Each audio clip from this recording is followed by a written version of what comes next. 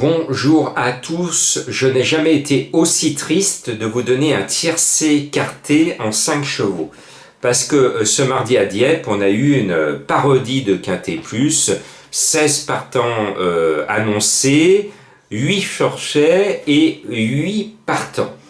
Alors forcément, dans ma sélection, il en restait 5. Sur les 5, je vous donne les 4 premiers, le Nord est sauf, ouf. Mais je me dis qu'il n'était pas raisonnable de garder le label Quintet dans une course qui est complètement décapitée de tout intérêt.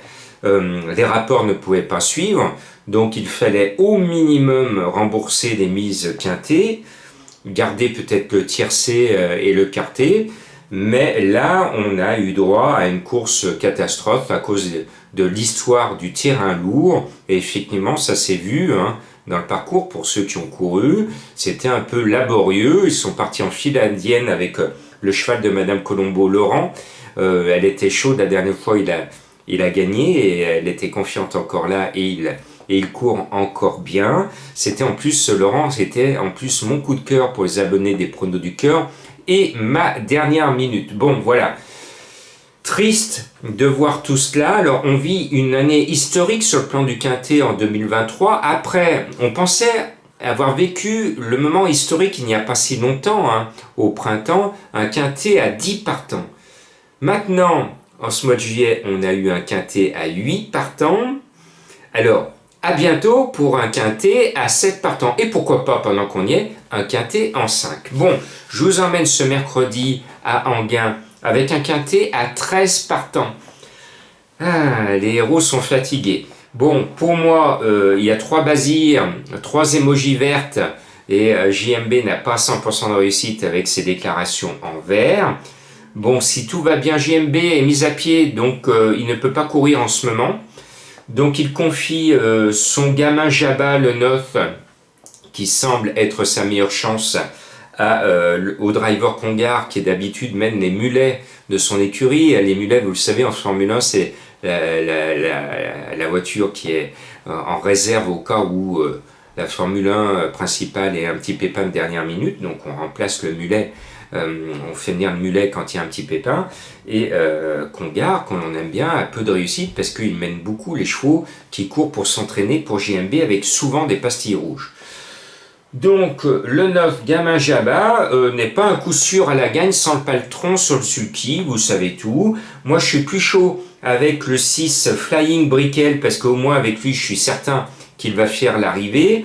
Et je suis également chaud avec Faubourg, le 13, qui a été préparé pour ce bel engagement. Et puis j'ai sorti ma baguette magique pour vous donner Fée de Rangval, le 10, confié à Eric Rachin.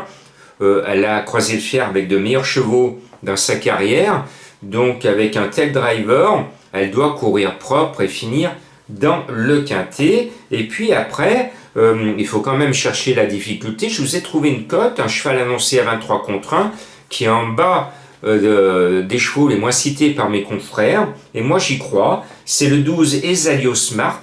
Je vous l'accorde, il est décevant, mais il est en retard de gain, il est bien en entraînement actuellement, pourquoi pas. Et puis le 2 Galantis est le cheval de Madame Colombo, deuxième cartouche de JMB, confié à Tristan Ouvry, un jeune driver, fils du driver qu'on connaît bien. Pourquoi pas, après c'est loin d'être un coup sûr, comme les 3 JMB au départ.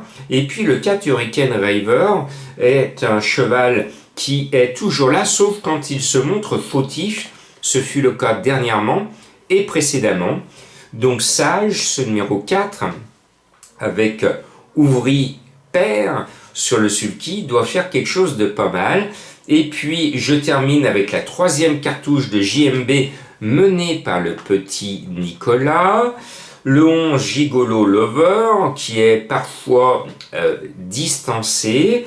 Bon, bien décidé, et si son driver est bien inspiré, Gigolo Lover peut faire l'arrivée.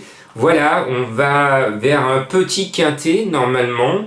Je n'ai pas pu mettre mon abonnement de Franck Nivard parce que Zanté Laser me déçoit un peu en ce moment, mais rien ne lui interdit d'être là. Vous savez tout.